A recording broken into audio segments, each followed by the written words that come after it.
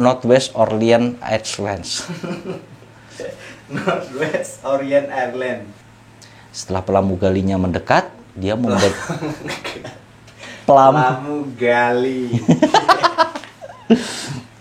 Mereka menemukan 66 sidik jari yang tidak teridentifikasi.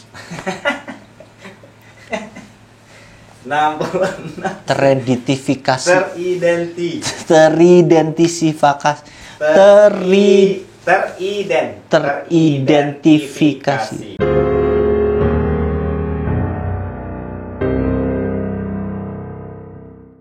Hello guys, welcome to my channel. Gimana kabar kalian semua? Sehat? Sip, mantap. Kali ini guys, gua mau cerita tentang pembajakan pesawat yang tidak terpecahkan sampai sekarang. Pembajakan ini dilakukan pada tahun 1971, tepatnya pada tanggal 24 November. Pembajakan ini ya hebatnya itu hanya dilakukan oleh satu orang. Orang ini bernama D.B. Cooper. Jadi pada tanggal kejadian 24 November tahun 1971, ada seorang laki-laki setengah baya umur sekitar 40 tahunan. Dia berpakaian rapi, jas hitam, kacamata hitam dengan tinggi sekitar 180 cm.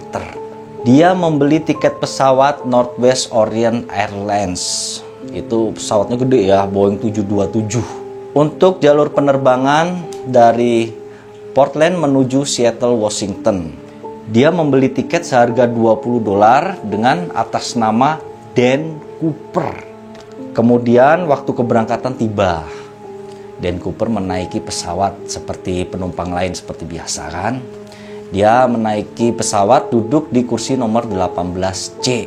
Nomor penerbangan 305. Setelah itu pesawat lepas landas pada siang hari ya. Jam 3 kurang 10 atau jam 14.50. Setelah beberapa menit lepas landas, ini si Dan Cooper memanggil pramugari. Pramugari dipanggil nih, Mbak, sini Mbak.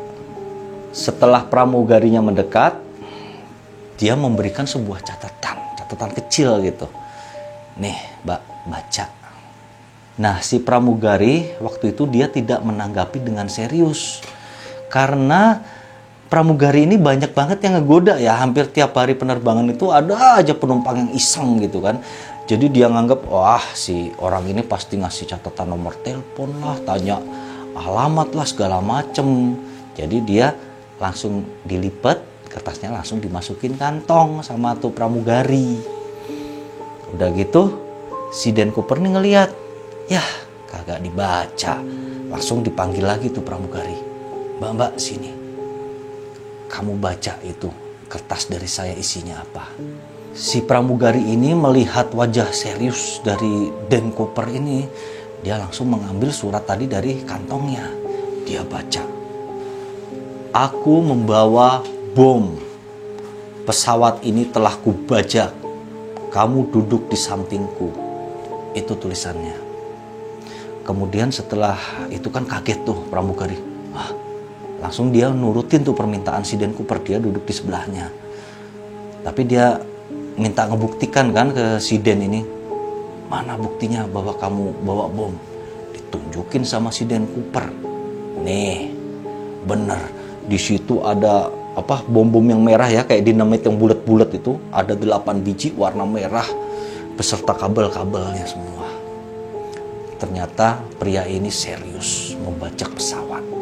Setelah Dan Cooper merasa mendapat perhatian yang serius dari pramugari, baru dia bilang, gua nuntut uang $200.000 berupa pecahan $20. Kemudian siapkan parasut 4 biji, 2 parasut utama sama 2 parasut untuk cadangan.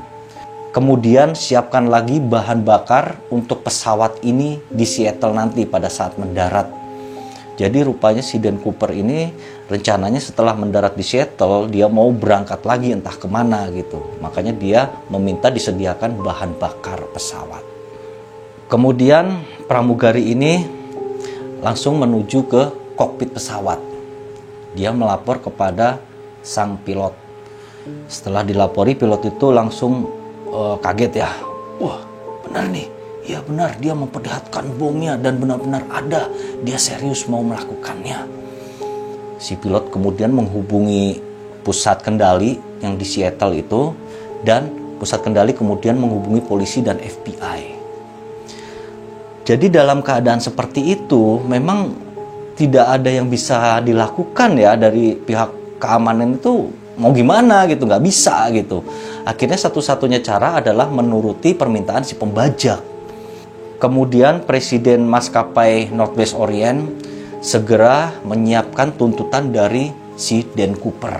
Dia menyiapkan uang $200.000 dalam pecahan $20 dan parasut dan bahan bakar. Sementara itu, dia meminta untuk kru pesawat ini menuruti apapun kemauan Dan Cooper. Jadi maksudnya jangan sampai dia marah gitu ya, jangan sampai si Dan Cooper ini kalap gitu, ntar diledakin pesawat. Apa aja turutin aja deh, yang penting semua selamat dulu sampai turun di Seattle. Jadi selama menunggu permintaan dari Dan Cooper ini disiapkan, pesawat itu muter-muter sampai persiapan uang dan parasut tadi sudah beres gitu kan. Nah, jadi sebenarnya jarak antara pesawat dengan bandara Seattle itu sisa 20 menit lagi gitu kan. Cuman si kru pesawat ini bilang ke para penumpang, kita sedang mengalami gejala teknis, jadi tapi tidak berat, ini hanya akan menunda pendaratan kita saja. Jadi penumpang pada saat itu tenang, tidak ada yang gelisah gitu. Kemudian selama berputar-putar, si Dan Cooper ini bilang ke pramugari, oh itu Tacoma tuh, itu tempat makan. Terus, oh itu bandara airbase, bandara militer. Jadi sepertinya si Dan Cooper ini sudah hafal sama lokasi di situ. Selama menunggu tebusan ini disiapkan, Dan Cooper ini bersikap sopan, bersikap biasa aja gitu ya. Dia mesen minuman seperti biasa, nggak yang seperti yang pembajak gitu loh, biasa aja, cool. Hingga kemudian jam 17:39, akhirnya tebusan yang diminta oleh Dan Cooper berhasil terkumpul, berhasil disediakan. Hingga pesawat langsung menuju Seattle. Tepatnya jam 6:15 pesawat mendarat. Setelah pesawat mendarat, Dan Cooper memerintahkan pilot untuk mencari tempat yang sepi. Jadi minta memarkirkan pesawatnya ini di tempat yang sepi tapi cukup terang. Kemudian dia meminta mematikan seluruh lampu yang ada di dalam pesawat. Jadi rupanya kalau jam 6-an itu ya di Amerika waktu itu udah lumayan rada gelap gitu suasananya. Jadi dia maksudnya mematikan lampu di pesawat itu dia biar nggak diincar sama penembak jitu. Kemudian para penumpang yang lain pun diturunkan. Mulai gelisah ya, penumpang umum tuh mulai gelisah apa yang terjadi gitu. Cuman pilot bilang nggak ada apa-apa, aman. Jadi mereka turun dengan aman. Di pesawat itu hanya sisa 4 kru ya, pilot dan co-pilot seperti itu, ada 4 orang.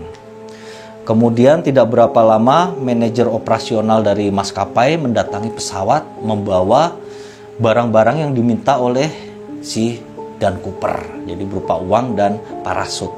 Dia menyerahkan ada kepada pramugari namanya Tina. Diserahkan untuk diberikan kepada Dan Cooper. Setelah Dan Cooper menerima uang tebusan, kemudian dilakukanlah pengisian bahan bakar pesawat. Bahan bakar pesawat ini diisi cukup lama ya, hampir 2 jaman gitu. Selama pengisian bahan bakar, si Dan Cooper ini mengajak ngobrol si pilot. Setelah nanti bahan bakar penuh, saya minta kamu menerbangkan pesawat ini menuju Mexico City.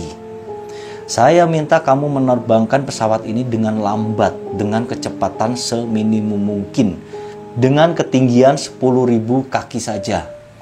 Jadi mungkin maksudnya biar nggak kelacak radar kali ya. Jadi kalau memang pesawat terlalu rendah itu kan tidak kelacak radar sih. Mungkin itu maksud si Dan Cooper.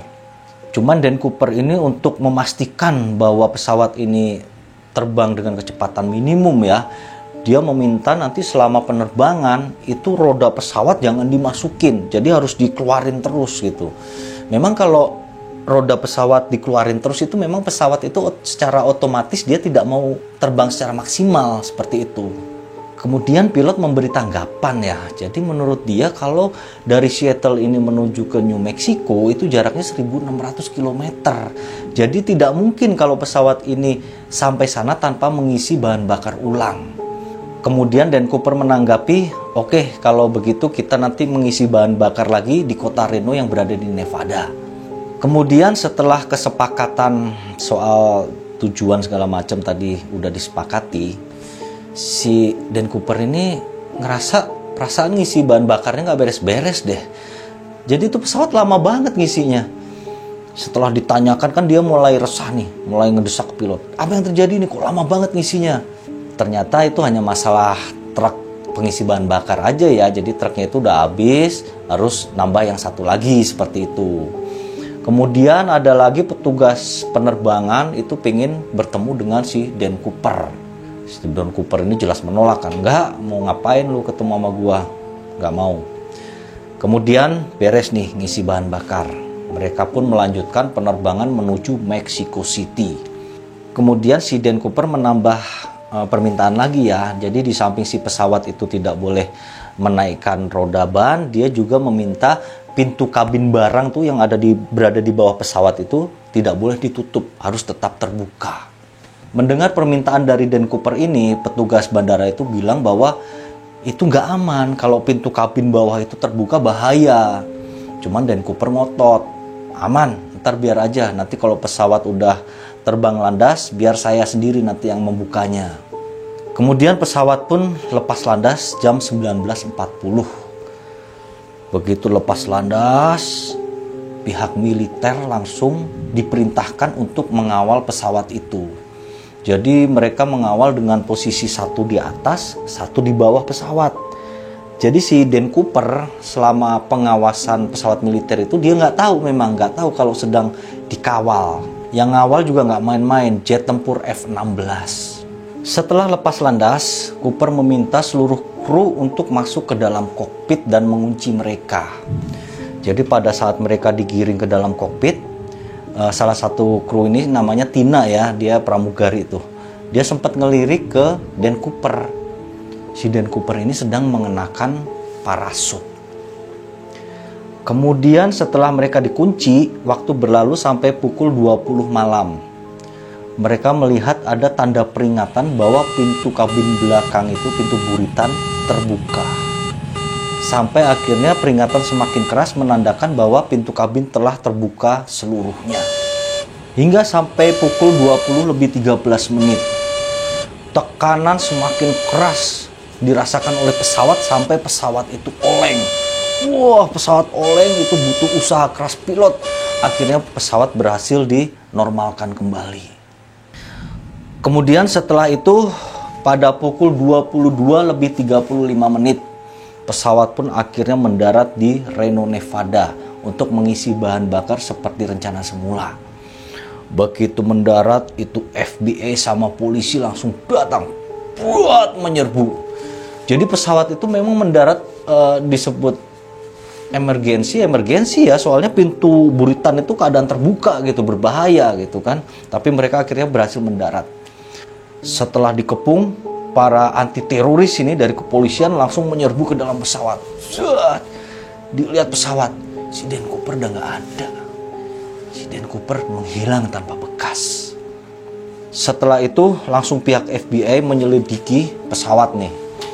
Mereka mencari jejak yang ditinggalkan oleh Dan Cooper. Bisa berupa apa aja gitu. Mereka menemukan ada 66 sidik jari yang tidak teridentifikasi. Udah gitu mereka menemukan ada bekas klip dasi bekas punya si Dan Cooper. Udah gitu mereka juga menemukan ada 3 parasut yang tidak terpakai. Jadi parasut yang tadi diminta itu kan. Jadi rupanya si Dan Cooper ini hanya memakai 1 parasut. Lantas kru yang ada di pesawat ini yang 4 orang langsung dimintai keterangan. Mereka diminta untuk menggambarkan ya kira-kira wajah si Dan Cooper ini seperti apa sih. Kan biasanya orang FBI itu ada yang bagian ngelukis wajah tuh. Jadi mereka bilang nih hidungnya gini, matanya gini. Jadi dia menulis nih sketsanya. Akhirnya disimpulkanlah sketsa wajah yang kira-kira dia ini adalah Dan Cooper. Kemudian polisi langsung mencari kira-kira orang yang mirip dengan sketsa ya. Terus kemiripan nama segala macam, kan info-info itu semua diselidiki tuh sama FBI. Hingga mengerucut kepada seorang kriminal yang bernama D.B. Cooper. Jadi D.B. Cooper ini pernah melakukan kejahatan ya. Dia menggunakan nama D.B. Cooper.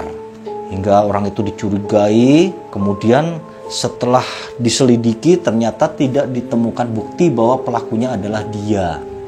Cuman penangkapan D.B. Cooper ini ya sudah terlanjur terendus ada seorang wartawan nih. Wartawan ini karena mengejar deadline kali ya, jadi dia itu menulis berita cepat-cepat, jadi biar update gitu berita dia gitu kan. Makanya dia menulis D.B. Cooper, pelaku pembajakan pesawat. Cuman akhirnya media lain akhirnya ikut-ikutan namanya jadi D.B. Cooper, ngikutin wartawan tadi. Akhirnya terkenalah pembajak pesawat misterius yang bernama D.B. Cooper. Padahal kan aslinya Dan Cooper ya tadi namanya gitu kan. Kemudian FBI mencari keterangan lagi dari 2 pilot pesawat tempur F-16 yang awal tadi kan. Jadi kedua pilot itu mengaku pada saat kira-kira ya si Dan Cooper ini lompat dari pesawat, itu nggak ada yang lompat gitu loh. Mereka nggak ngelihat bahwa ada benda keluar dari pesawat, itu nggak ada. Jadi kalau menurut para ahli kejahatan gitu ya, menganalisis, mereka bilang memang masuk akal gitu. Maksudnya itu kan cuaca gelap. Kalau orang itu lompat pakai baju yang serba hitam, itu mungkin tidak terlihat karena pandangan tidak jelas seperti itu. Sampai mereka akhirnya menyelidiki kira-kira tempat di mana Cooper ini mendarat. Cuman sangat susah, sangat sulit karena perbedaan kecepatan pesawat ya itu aslinya sama kalau mereka memperkirakan gitu, hitungannya itu sulit disamain gitu loh. Beda dikit aja perkiraan itu udah mendaratnya udah beda jauh seperti itu. Makanya susah banget memperkirakan di mana Dan Cooper ini mendarat. Sampai mereka itu melakukan reka ulang ya. Reka ulang pesawat beneran itu diterbangin dengan kecepatan yang kira-kira mirip dengan pada saat kejadian.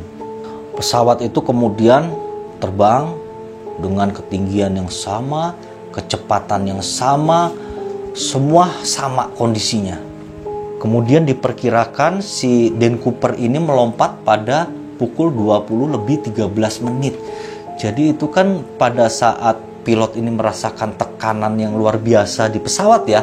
Jadi yang bikin pesawat oleng tadi itu terjadi pada pukul 20:13.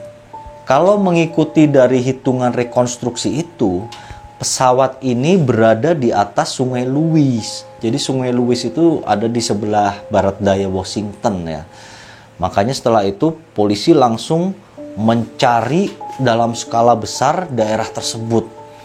Mereka mencari tapi tidak menemukan jejak Dan Cooper sedikit pun. Baik dari jejak mungkin ada bekas parasut atau bekas apapun, itu tidak ada. Kemudian untuk melengkapi penyelidikan, pihak FBI menanyai pilot ya. Jadi menurut si pilot ini, bahwa dia selama menerbangkan pesawat bersama Dan Cooper ini, dia selalu diarahkan. Lu belok rada kanan, lu belok rada ke kiri gitu kan. Jadi pesawat itu kan dikemudikan secara manual ya. Jadi menurut dia, ini arah pesawat jadinya belok rada ke timur. Jadi sekitar beloknya itu 80 derajat ke arah timur. Dan hal ini diperkuat sama penerbangan yang ada di belakangnya. Jadi penerbangan yang sama itu kan menuju ke arah Mexico City. Dia bilang bahwa untuk jam segitu, untuk jarak segitu ya, itu harusnya pesawat sudah sampai sini. Jadi ternyata kalau menurut hitungan dari si pilot itu, pesawat ini harusnya pada jam 8:13 si pesawat ini berada di atas Sungai Wasugal. Sungai Wasugal itu berada di daerah Lembah Wasugal. Kemudian berdasarkan dari informasi si pilot, polisi langsung menyelidiki dalam skala besar daerah Sungai Wasugal. Mereka mencari jejak dari Dan Cooper ini. Kagak ketemu juga. Sampai akhirnya untuk tahap pencarian, perkiraan mendaratnya Dan Cooper di mana dihentikan. Karena tidak menemukan titik terang sama sekali. Aneh juga ya, aneh juga ini. Sampai kemudian pihak pemerintah nih, pihak kepolisian melakukan langkah selanjutnya. Mukanya paling mirip dengan yang dia ingat. Apa yang diselidiki gitu ya, cuman plakat doang dan itu udah 7 tahun yang lalu gitu loh. Pernah terdakwa membunuh seluruh keluarganya gitu. Polisi tidak mendapatkan titik terang sedikit pun ya. Thank you and see you.